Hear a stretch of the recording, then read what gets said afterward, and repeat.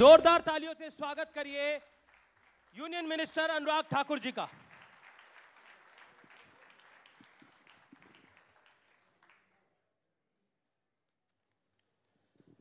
अनुराग जी, आपका अभिनंदन है न्यूज़ 18 इंडिया के इस महामंच पर, जो देश का नंबर 1 न्यूज़ चैनल है। आप खेल मंत्री भी हैं, सूचना और प्रसारण मंत्री भी हैं।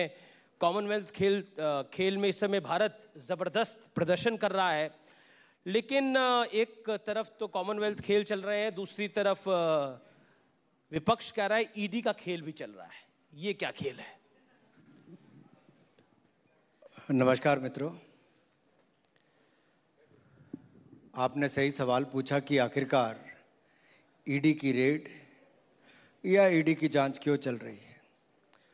शायद यही सवाल 2010, 11, 12, 13, 14 इन 5 वर्षों में देश पूछता था कि क्या कभी कोई कार्रवाई होगी, क्या कभी जो सरकारों में भ्रष्टाचार होता है इस पर नकेल कसी जाएगी। और जनता ने 2014 में जब मोदी जी की सरकार को चुना, तब हमने पहला वायदा ये किया था कि हम भ्रष्टाचार मुक्त शासन देंगे, सुशासन देंगे। और आज मैं कह सकता हूं कि 8 वर्षों के बाद कोई 8 रुपए का आरोप भी मोदी सरकार पर नहीं लगा सकता है। दूसरी बात, आखिरकार जनता के पैसे अगर कहीं पर खाए गए, मुखर्जी हो, चटर्जी हो, चाहे लिंक कहीं बनर्जी जी के साथ जुड़े हों, या देश के किसी कोने में कोई, मैं किसी जातिगत उस पर नहीं कह रहा, मैं ये कह रहा हूं किसी नाम, मान लो पार्था चटर्जी हैं या कोई और व्यक्ति है, इनके मैं पूरा लिंक समझ रहा हूं, चटर्जी बनर्जी सारा समझ रहा हूं। मैं ये कह रहा हूं कि इन सब के लिंक कहां जुड़े हैं। क्या किसी मुख्यमंत्री के संरक्षण के बिना किसी मंत्री के नजदीकी के घर पे एक बार 20 करोड़, दूसरी बार फिर उतने, फिर तीसरे, अंत ही नहीं हो रहा है।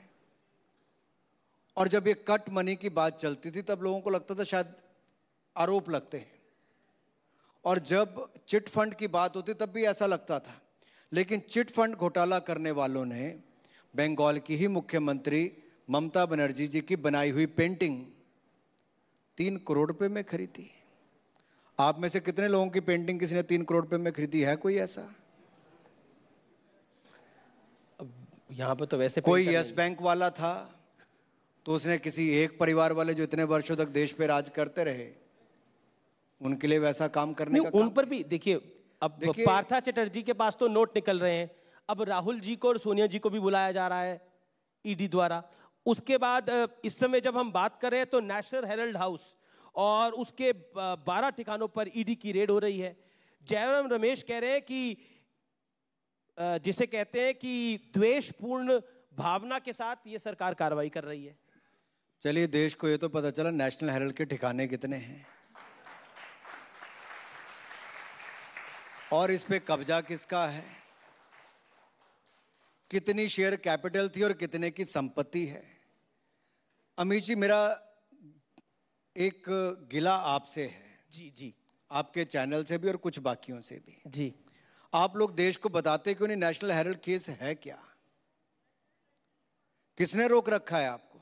क्या देश को जानना चाहिए कि नहीं जानना चाहिए? आप लोग केवल इतना दिखाते हो कि नेशनल हेराल्ड केस में सोनिया गांधी जी, राहुल गांधी जी को बुलाया गया। आप ये नहीं बताते कि इतने 1000 करोड़ की संपत्ति को इन्होंने अपने नाम करवा लिया है या इसके पीछे घोटाला क्या है। अगर मैं आपके अभी बातचीत में करूंगा तो आपका कोई सवाल नहीं आएगा। आधा घंटा मुझे केवल नेशनल हेराल्ड केस को समझाने के लिए लगेगा। नेशनल हेराल्ड केस को मैं आपको बता रहा हूं क्योंकि आपने ये सवाल पूछा। मैं नेशनल हेराल्ड केस को लंबे अरसे से 2012-13 से फॉलो करते हुए आया हूं। मैं मानता हूं कि कुछ परिस्थितियां हैं उसके अंदर, लेकिन सोनिया गांधी और राहुल गांधी दोनों एक बड़ी पॉलिटिकल पार्टी के बड़े नेता हैं, तो एक पॉलिटिकल मौका तो मिलता ही है उनको सवाल खड़ा करने का।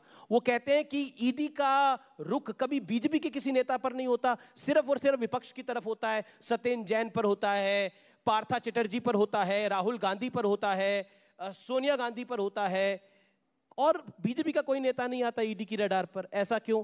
अब तो संजय राउत भी है। अगर आपने देश का कोई पैसा नहीं खाया तो आप में से किसी के घर पे कभी कोई इनकम टैक्स की रेड होती है? कभी कोई ईडी वाला आपके घर पे आया किसी के? जिसने किया उसी के ही जाएगा। अब ना मेरे नेशनल हेरल्ड है, ना मेरे घर पे कोई आएगा। लेकिन जिन्होंने किया है, क्या वो देश के कानून से ऊपर है? मेरा सबसे बड़ा सवाल आज आपके चैनल पर एक है, क्या राहुल गांधी जी, सोनिया गांधी जी देश के कानून से ऊपर है? क्या गांधी परिवार के ऊपर देश का कोई कानून लागू नहीं होता? क्या गांधी परिवार के किए गए भ्रष्टाचार पर देश की जांच एजेंसियों को कोई सवाल खड़ा करने का कोई अधिकार नहीं है? अगर आप ये तय कर देंगे कि इनके ऊपर कोई अधिकार नहीं है तो ठीक है।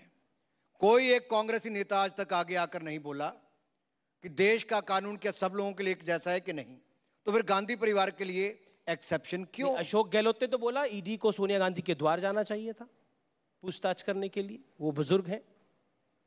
चलो अब आयु सीमा भी तय कर लेनी चाहिए कि कितनी समय के बाद आप भ्रष्टाचार करेंगे, उसके बाद जांच एजेंसी आपसे नहीं पूछ सकती। चलिए मैं तो आप ये तय ही कर दीजिए ना कि आप या तो गांधी परिवार के होंगे तब आपको जांच एजेंसी नहीं पूछेगी, आप विपक्षी दल के होंगे तब आपको जांच एजेंसी नहीं पूछेगी, आपकी आयु एक उम्र से ज्यादा हो जाएगी यानी कि 60-70 साल से ज्यादा होगा तो आपको कोई ना पूछे। विपक्ष आरोप लगाता है कि डराने धमकाने नहीं, आप अमीर जी फिर आगे निकल गए। आपने एक बीच में एक नाम लिया था सत्येंद्र जैन जी का। जी जी जी जी। अब उनकी तो याददाश्त घोटाले के बाद चले गई, आपकी क्यों जा रही है? नहीं नहीं, मेरी बिल्कुल नहीं जा रही। मैं आऊंगा सत्येंद्र जैन और अरविंद केजरीवाल पर भी, क्योंकि आप लोग उस पर भी थोड़ा बहुत नरम रहता है आपका चैनल।